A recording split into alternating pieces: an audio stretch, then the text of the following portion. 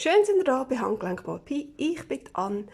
Heute möchten wir zusammen miteinander solche herzige Gouverlis machen. Ich habe die euch im letzten Video schon gezeigt.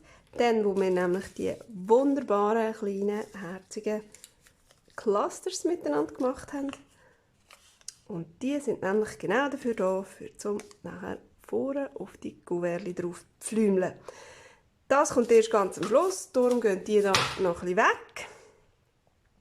Als erstes brauchen wir Papier. Ich habe mir hier einfach 3 Buchseiten parat gemacht. So.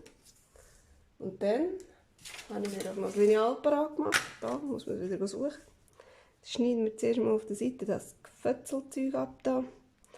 Das brauchen wir nicht.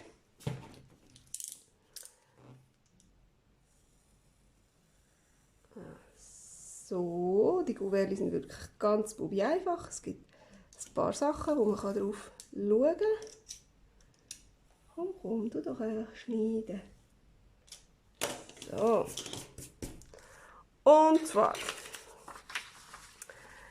bei denen habe ich jetzt zum Beispiel nicht darauf geschaut, wie ich das Papier habe. Hier einmal habe ich es so gefaltet, dass die Schrift jetzt, wenn man es von vorne anschaut, verkehrt ist. Und wenn man es von hinten anschaut, ist sie der richtige Weg. Bei dem auch. Und bei dem hier ist es gerade umgekehrt.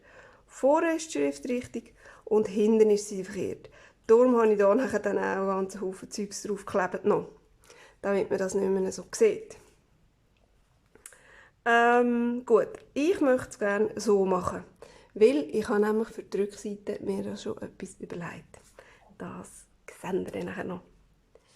Also das bedeutet, ich kehre mein Papier alles um, so, dass die Rückseite verkehrt ist und jetzt die Vorderseite der gerade Weg. Ich falte einmal unten rauf, ich falte einmal oben runter. Das kann man natürlich genau einfach so machen, wie man den will. Schau mal, so krumm da. Das ist da, wenn wir so krumm abgeschnitten haben. Ja, man kann das wieder unten, weiter rauf, dass man nur ganz kleine so eine Runterklappe hat.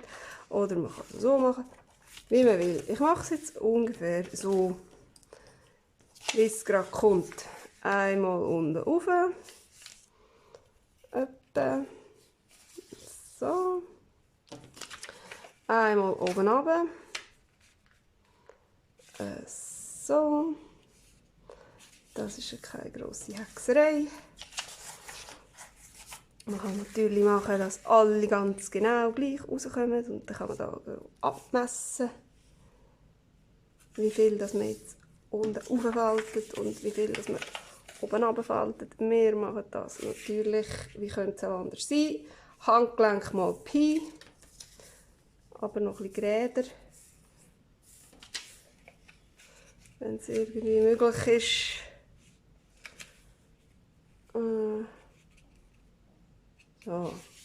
So. Voilà. Genau.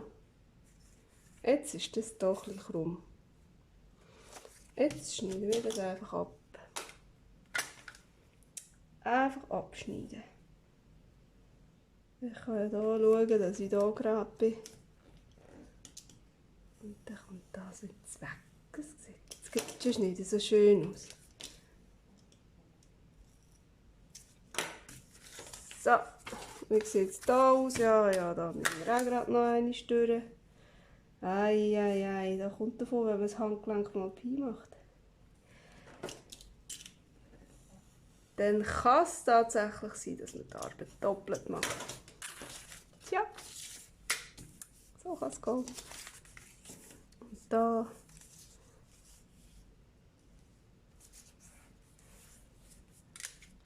schneiden wir auf dieser Seite ab.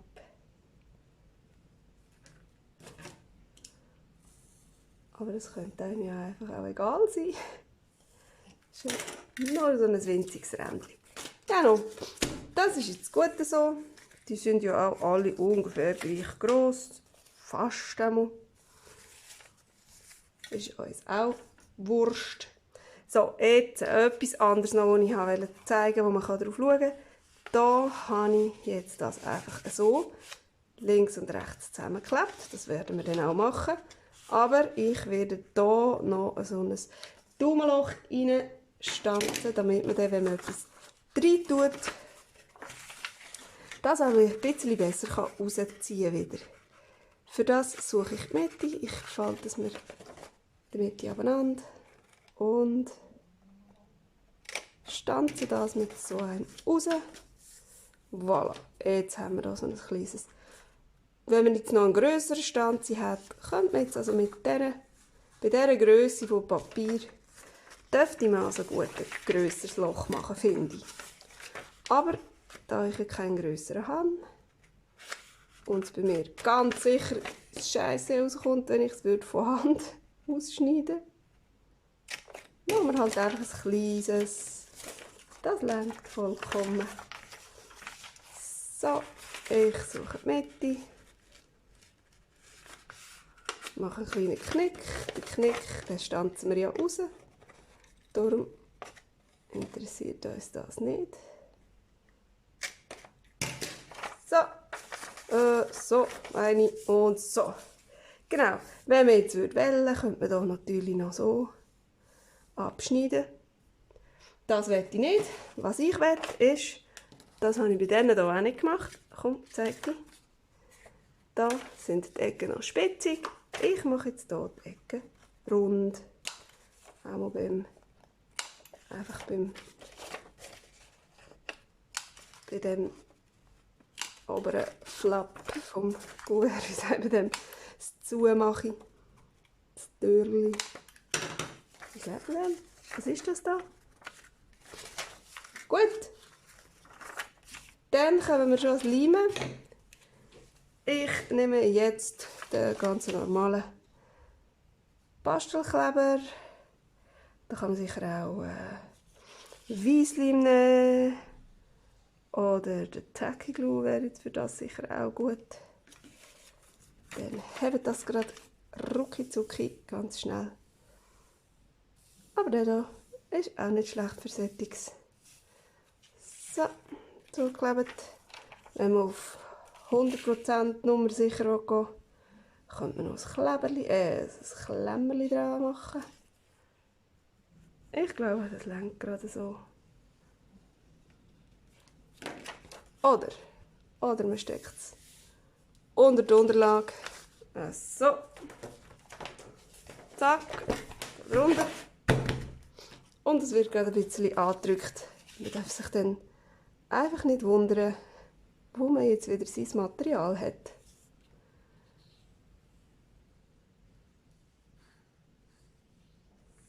So. Ah.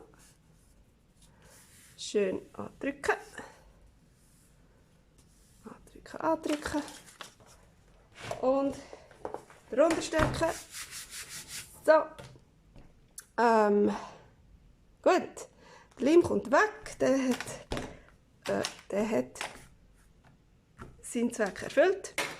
Was ich mir hier parat gemacht habe, sind 3 schöne Stempelfarben. Und zwar einmal Saltwater Taffy, einmal Brushed Corduroy und eine ist Aged Mahogany. 3 wunderbare Farben und ich das Gefühl habe, die passen doch sehr gut zu unserem Journal. Da, ich kann es gar nicht zeigen. Da kommt das nachher rein. So. Also, dann muss ich jetzt aber auch noch meine Ink-Dingerlis finden. Einmal einen braunen, einmal so einen rötlichen und einmal einen rosaroten. Dann nehmen wir uns das Zeugs auch schon wieder runter. Das ist doch jetzt sicher gut angedrückt. Und dann fangen wir doch hier an rundum inken. Ja, meine Inktools sind immer noch die gleichen wie schon immer. Und zwar nehme ich auch so gut für die verschiedenen Farben. Solche Schwämme, die kann man auch rundum mit verschiedenen Farben brauchen, die sind genug gross.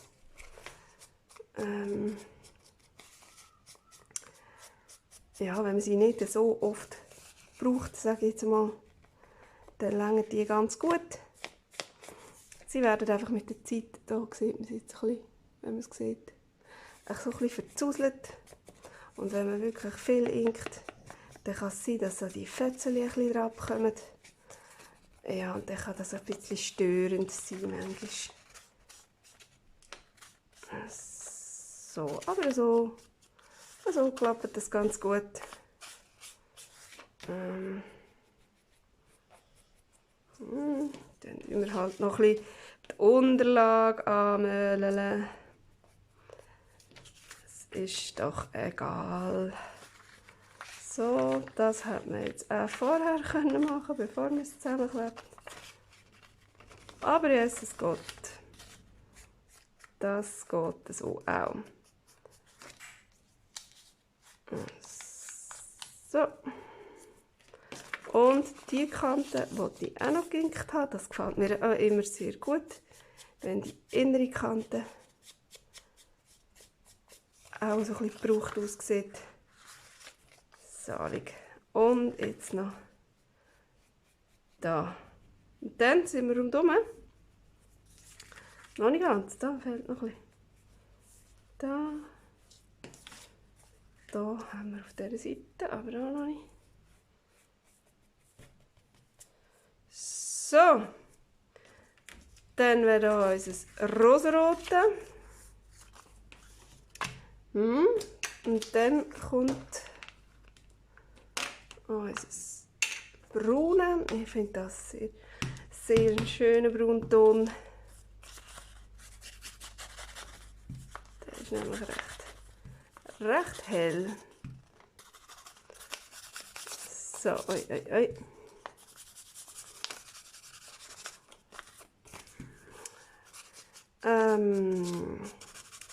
Genau, meine Ink-Tools. Da lässt sich darüber streiten. Aber hey, es ist einfach ein Korkzapfen, wo ich so ein Möbelgleiterli unten geklebt habe, so ein Filzgleiterli. Und also meiner Meinung nach, wenn jetzt so die Stempelfarbe nicht knochentrocken ist, funktionieren die recht gut. Aber die Farbe kann man extrem gut einfach mit einem Sprutz Wasser reaktivieren. Oder wie sagt man dem? Einfach so ein bisschen, ja, wieder ein bisschen anlösen.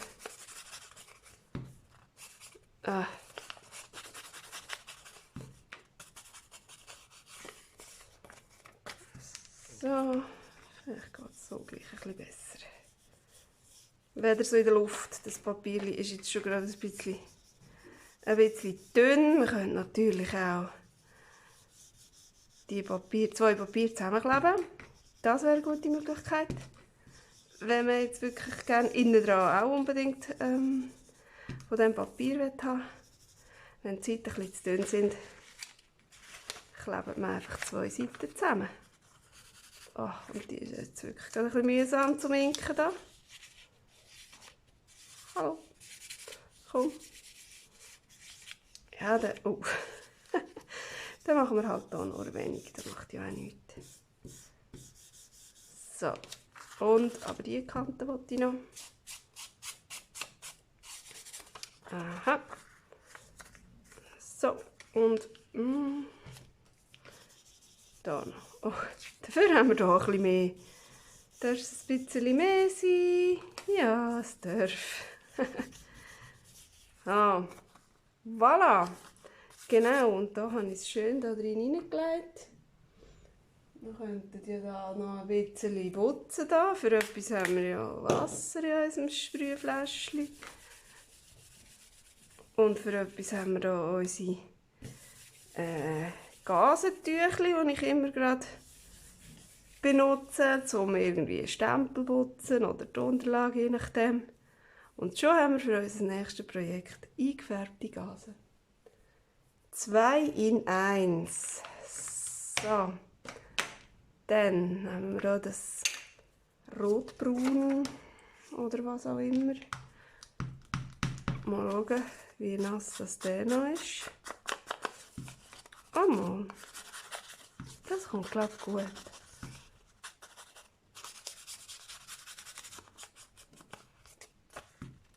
So. Ja, das sieht auch sehr schön aus. Gefällt mir extrem gut. Schöne Farbe. Schön leuchtig.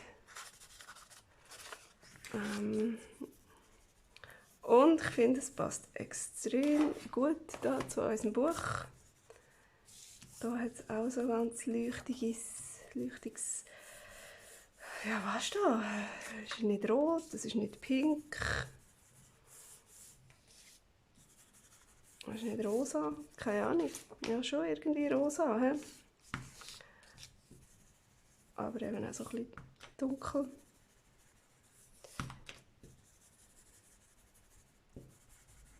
Aha. Dann da machen wir nicht so viel. Oh ja, aber doch, schau mal, das sieht ja schon noch gut aus. Und da mein liebes innere Kännchen. Nur ein bisschen. Da, so. Und schon fertig. Jetzt muss das wieder ein bisschen abhauen. Und das geht auch fort. Das brauche ich, glaube ich, nicht mehr. Jetzt haben wir hier unsere 3 Kuvertchen. Und jetzt, wie gesagt, hier habe ich hinten Washi-Tape draufgeklebt. Hier habe ich ein Cluster draufgeklebt. Ein ganzes dünnes. Und ich habe mir jetzt aber vorgestellt, dass wir hinten zum Kaschieren, dass das ja verkehrt ist, habe ich da so eine Buchseite irgendwie aus dem vordersten oder von hintersten aus dem Buch, wo so leer ist. Mehr oder weniger. Und ich habe mir gedacht, wir machen das einmal so, einmal so und so. Es schimmert noch ganz ein kleines bisschen durch. Das ist okay. So klemmen wir das drauf. Dann könnte man theoretisch da jetzt noch eine Adresse draufschreiben. Und dann habe ich hier so Fake-Briefmarken. Und dann werden wir hier mal schauen, was da passen würde. Da würde vielleicht das da passen. Von der Farbe her. Ich schaue jetzt ein bisschen auf die Farbe. Da haben wir etwas, das eher so ein bisschen braun ist. Und dann, oh, schau mal, da ist etwas Schönes, so ein bisschen blümelig. So, aber ja, es stimmt so. So. Oh ja. Oder auch eher, ist die ein bisschen hübscher da. So ein bisschen. Nein, zwar. Nein, warte jetzt. Da ist noch etwas Blumiges. Oh, dort habe ich noch mal etwas gefunden. Noch eins gesehen, das noch viel hübscher ist. Warte, jetzt, wo ist es jetzt? Oh, da auch noch. Da, nein, schau, ich will das, ich will nicht das Blaue. Aber da drunter ist noch eine schöne. Die da. Die würde vielleicht hier noch passen. Da. So. Und da, die gefällt mir eigentlich auch nicht so. Die ist ein bisschen so ein bisschen technisch, oder wie soll ich sagen. So, schau jetzt, da passt doch die. So, jawohl. Ja, das gefällt mir. Kommt das alles wieder irgendwie da rein, wenn es irgendwie Platz hat. Most. Zack. So, dann wird das draufgeklebt und zwar nehmen wir für das den Stiftleim. Nein, ich mache es so.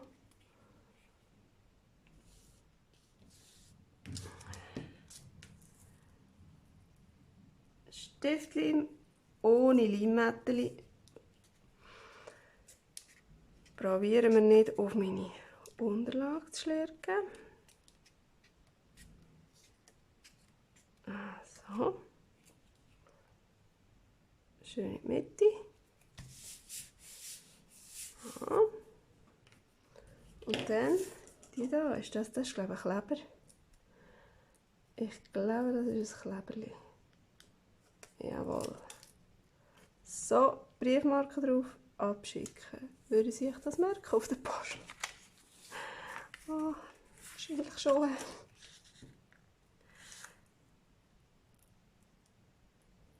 Aha.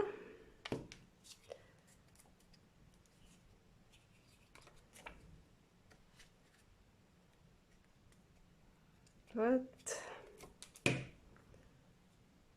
Voilà. Briefmarke drauf. Und dann habe ich so einen Stempel. Ein Silikonstempel mit Linien. Und dann könnten wir doch noch ein paar Linien drauf stempeln. So, dass man die könnte theoretisch eine Adresse drauf schreiben. Komm. So. Briefmarke. Und so.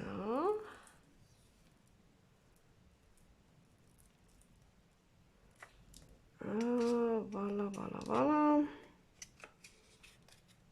Komm, einmal rundherum. Machen wir so. Den Weg. Voilà, aha, ich habe mich gewundert, warum ich da schon wieder so verfleckt bin. Ja, natürlich. Wegen darum. Weil ich da schon wieder noch Stempelfarbe habe. Komm, gib mir das. So. Jetzt ist gut. Briefmarke drauf.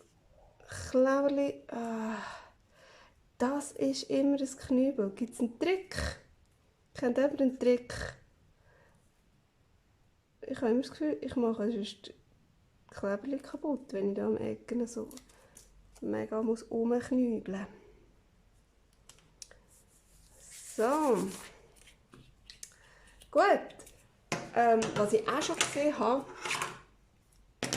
bei anderen Leuten in so Tutorials, es gibt Stempel, wo gerade eine ganze Postkarte eigentlich wie drauf ist. Also so die Linie und dann da so das Fältchen, wo der Marke drauf kommt und so.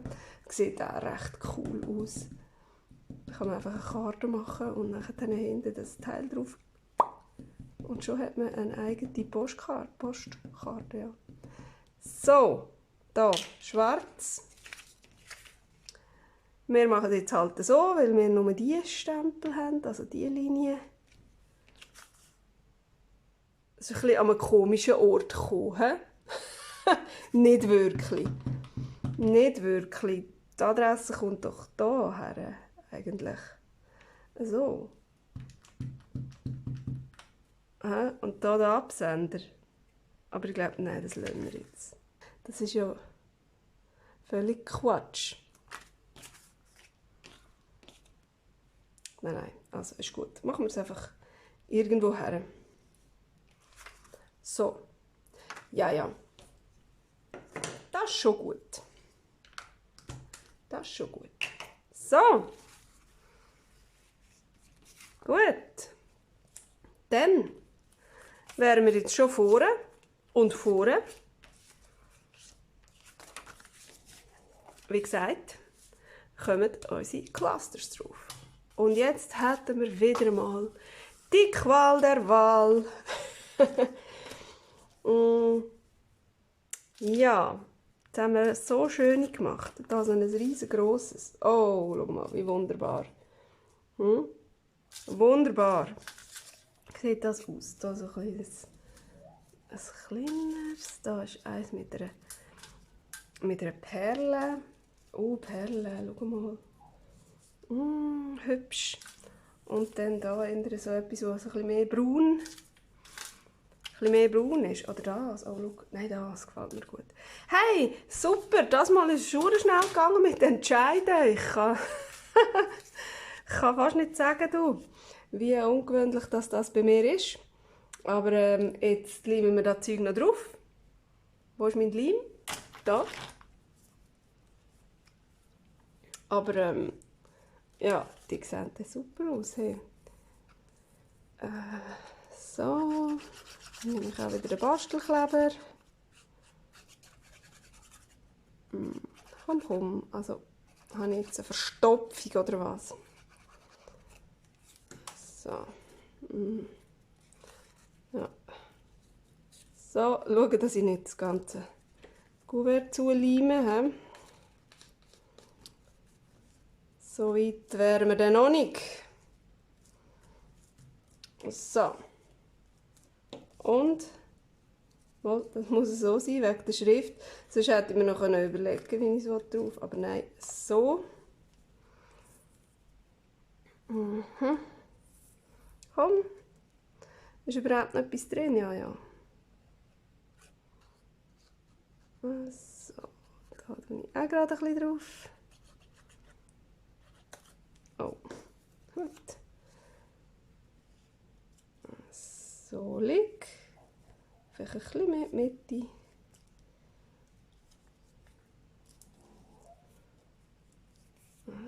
So. Ein bisschen Leim abputzen, da wo rausgeflödert ist. Das geht ganz gut bei dem. Oh. Voilà. Und wie weit oben wollte ich es haben? Ungefähr gerade so.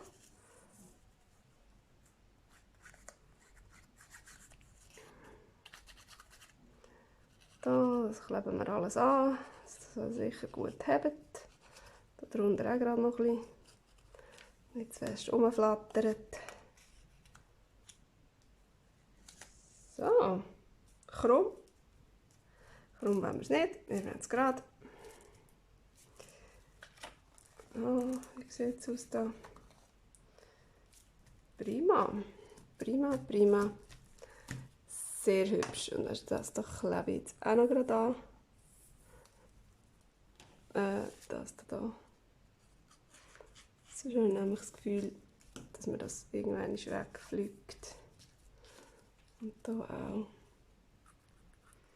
Oder ja, ich bleibe irgendwo hängen und dann reisse ich das ganze Cluster ab oder einfach die Ecke oder irgendwie. So. Gut. Hey, voilà! Das sieht doch einfach wunderbar aus, finde ich. Findet ihr auch? So, warum ist es krumm? Ich finde sie mega schön. Es hat mega Spass gemacht, die zu machen. So sehen die von hinten aus. Und ja, hey, schau mal. Ich finde, die passen super in unser Junk Journal rein. Musst mal schauen. So kann man die dann neu mit rein tun. Vielleicht ein Bellyband. Oh ja, genau, Bellyband. Eins diese Signatur und das andere. Ja, das könnte man zum Beispiel jetzt hier rein tun. Schau mal, das würde doch super aussehen. Das passt wunderbar. So, voilà. Hey, mich hat es gefreut, sind ihr wieder dabei gewesen. Es würde mich mega freuen, wenn ihr das nächste Mal wieder dabei seid. Es macht total Spass, mit euch zusammen zu basteln. Schnappt euch doch auch eure Bastelsachen und macht das nächste Mal gerade mit. Es braucht so wenig Zeug und man kann einfach drauf losbasteln. Bis zum nächsten Mal. Tschüss!